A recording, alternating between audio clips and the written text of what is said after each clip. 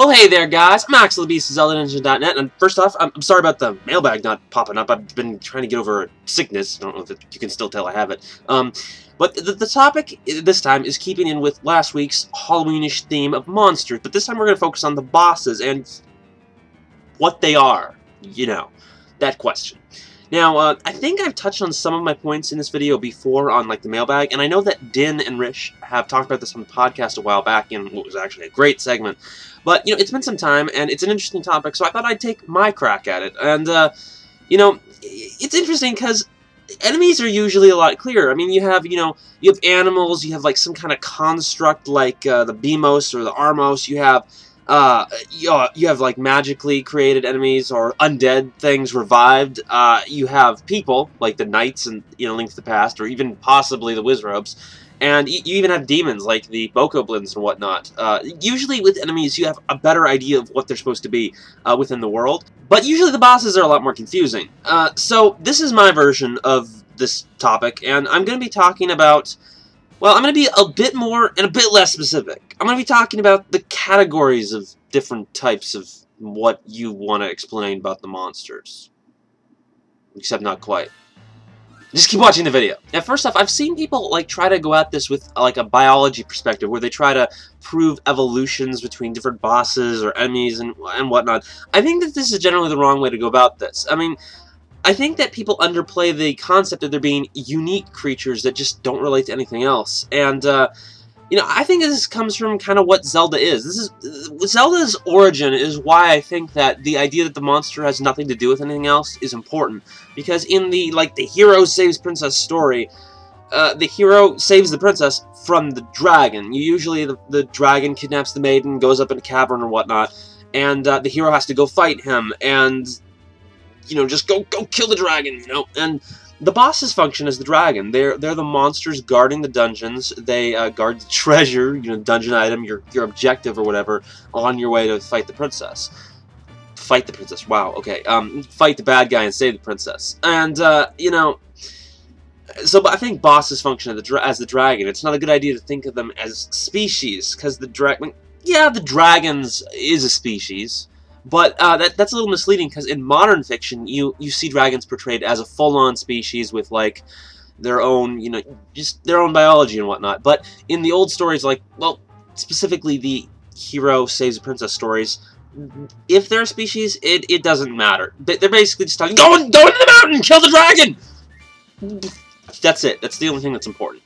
Now, there are a few exceptions where it's not just a unique, irrelevant creature that just is there to be a monster, and sometimes there actually really are cases where it's an identifiable species, and Moldarak from Skyward Sword is the main exception, because he's identified as being the, final evolution or adult stage of the, Araka, I think they were called? I almost forgot the name there. Well, I guess Goma's a good example of it too, but again, with Goma, people seem to like to connect the evolution across the game as well, why Goma changes form so much. Which, obviously, doesn't really make a heap of sense.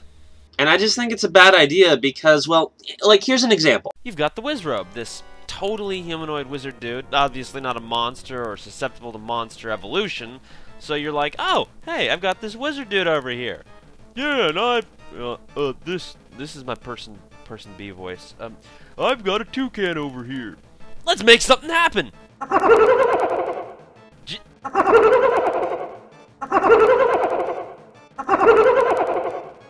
Stop that. Just trying out new designs. I think that's all they're really doing. They're just trying to make the enemies look different and fresh in every new game. They're trying to be creative with the same concepts. Another example I want to go over here is King Dodongo, or things like him, where it's like, it's a boss, but it shares a name and sometimes physical traits with actual species identified in the story. Goma fits into this somewhat too, especially in Wind Waker with the Magtails, in which Goma is called the Magtail Queen. And I think in cases like this, there's no explanation for the change often. I guess with Goma, it is. She's their mom. So there is an identifiable species there, but with King Dodongo, what is he? He looks very different biologically. I mean, you could argue, he is a special member of the species. He's the male or he's the female or etc. But ultimately, they've actually like talked about how like he's got this special black armor or whatever. If I recall the dialogue system about that in Ocarina of Time, and I think in cases like this where there's no identifiable reason why they're different, why there's this boss version, you really can't say it's more than just another unique creature that's just supposed to be the dragon archetype. I mean, it could be a related creature, it could be some kind of unique specimen of the species, or it could be magically supercharged. We don't know. It's just another unknown singular entity in the story, and that's, again, all you can really treat it as, at least taking it seriously aside from speculation. So, yeah, for all intents and purposes, I still feel that counts as the dragon archetype, the unique creature who's just meant to be in your way. Anyway, that's my personal take. Of course, you're free to disagree. Moving on! Now, one thing that's particularly interesting to note here is the exceptions to this, because, you know, I think that's the general rule with the series, that you have these unique enemies that have no explanation, therefore they're the dragon archetype. They're just monsters there to just be in your way. But there are some exceptions, at least, that we can identify. Maybe Nintendo has some idea of what the others are, but they haven't explained it, so there's specific exceptions. And again, this isn't going to be a comprehensive list. I'm just going to kind of list out the categories and some examples of it.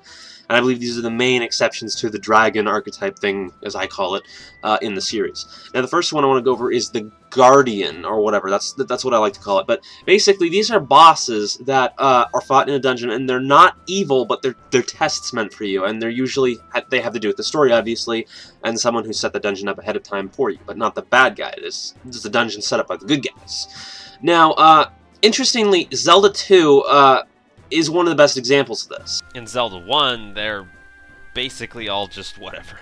But in Zelda 2, they're probably all palace guardians left by the king. As per the backstory, you should look that up. If it's kind of, it'll make more sense if you look that up, unless you're already familiar. Now, maybe some of them are Ganon's minions, maybe all of them are in general, but it's almost certain that Thunderbird and Link's Shadow, you know, Dark Link, Shadow Link, etc., are the bosses of the final Great Palace, are the king's test. So that's interesting that Dark Link originated as just a simple, non-evil test for Link. And also included in this are Godan, you know, from the Wind Waker and the Tower of the Gods, and, you know, like, maybe Mazael from the Minish Cap. I mean, it's not really a test, but it is a construct left there by good guys. It's a guardian that's designed to protect the place, but it's not really there for a test. So, yeah, I guess that counts. And then, of course, there's the bosses that are actually, like, unique characters of their own, like, outside of just being monsters, or maybe they're not monsters at all. The first example I can think of this in the series was actually, well, all the bosses in Link's Past that were probably cursed people in the Dark World with their dark worldy inner heart form, whatever things, you know, the darkness in your heart. But that's uncertain since, you know, they're still unique monsters. They're still unique monsters because we don't really know that for certain. But Blind is different because Blind was the boss of one of the later dungeons, the Thieves' Town, Gargoyle's Domain, whatever you want to call it. And, you know, there was a little backstory on Blind earlier in the game in the same location in the Light World, more or less, and in Kakariko Village. And in the dungeon he appears in, he basically tries to trick you, pretending to be a chick, and then he turns into a demon. Worst state ever. But, you know, it's definitely like a case where they have this boss character who has some build-up and some like some lead up to him. You know, there's some discussion about his character. And I think he's one of the first examples of that in the series. And it does in a way support the entire rest of the boss cast being people who are corrupted in the Dark World as well, because that's basically what Blind was, or at least that's the easy conclusion. And also the manga like this, though, we don't like the manga, so I'm kidding. Just, it's not canonical. This also obviously includes Twinrova, probably the most obvious example of it, as well as if you want to throw in like corrupting influences, corrupting otherwise fine characters, you could throw in guys like Fyrus or Blizzetta from Twilight Princess. Oh yeah, there is another guy you can throw in there. Some people theorize that Bongo fits under this because they say he's the Sheikah whose house used to be where the well was. But this idea makes him more morbid because his visual similarities to a guy who just got executed become kind of literal. Obviously, this is not proven, but just throwing it out there as a hey maybe kind of inclusion for these character boss types. And at least he's happy, playing that drum like no tomorrow. And similar to the character example, there's also a few, well, you know, unique monsters, but that actually have some plot relevance. They're still not more than monsters. They're just there as obstacles, but there's a little bit of explanation for them. Examples of this are, actually, it's very prevalent in Ocarina of Time and on the N64 in general, but there was Phantom Ganon in Ocarina of Time. This doesn't really include the Wind Waker that much because he was just there. But in Ocarina of Time, you know, he's just a monster, you kill him, but afterwards Ganon sort of explains what he was, how he was made, so there's some backstory there. And Volvagia was the same. Again, just total monster, but before you fought him, they did talk a lot about Volvagia was this monster that existed in early Hyrule and was revived by Ganon, etc. So there was, again, some backstory. The bosses in Majora's Mask were not really given backstory, but they sort of have an origin. It's not really said so much as inferred, or at least I think it was. And the idea is basically that they're these constructs that were left there and given these masks inside which were sealed to giants. So you can basically conclude that Majora left these things there, possibly made them, though that's unclear. And they're just these things here to seal up the giants. Again, they have a defined purpose and role. Not so much a backstory, but it makes them a little bit more fleshed out, but they're still just monsters. And the final example is Skeldritch in Spirit Tracks, not because that he has any detail whatsoever, but just the fact that they identified what he was, which was a demon. So it implies he's among the demons that were serving Malladus, and he's probably one of the few examples other than Cole of an actual demon within the story. And the final category is a very interesting singular case that only occurs in Link's Awakening, which is where every single boss in the game are the villains. In Link's Awakening, the Nightmares were the villains that were, you know, I guess I won't spoil the game. They were responsible for everything bad that happened. All of the Nightmares are also the bosses of the game. So every boss in the game, and most of them speak too, it's kind of interesting, are the villains, the antagonists of the story. So that's actually a fascinating thing, and it's one of the earlier games in the series, but it actually was a little more intriguing that way, that it had the Nightmares, and they were all characters, and they all, minimally, but definitely had their roles in the story. I mean, yeah, the final boss was, you know, he was like a special nightmare, but they all were nightmares too. He wasn't the only one. He was just either the leader or the most powerful, or I don't know, something like that. Oh, actually, you know, there was another game that did a totally unique thing that no other game in the series did, or at least that I can remember, which was the Minish Cap, which had like 2-3 bosses or so that were normal enemies that were just more powerful to form in a proper scale, like the proper boss scale. Purely because of how small you were when you fought them. I mean, like, 2 words. Giant Choo-Choo. And also Giant Octorok, too.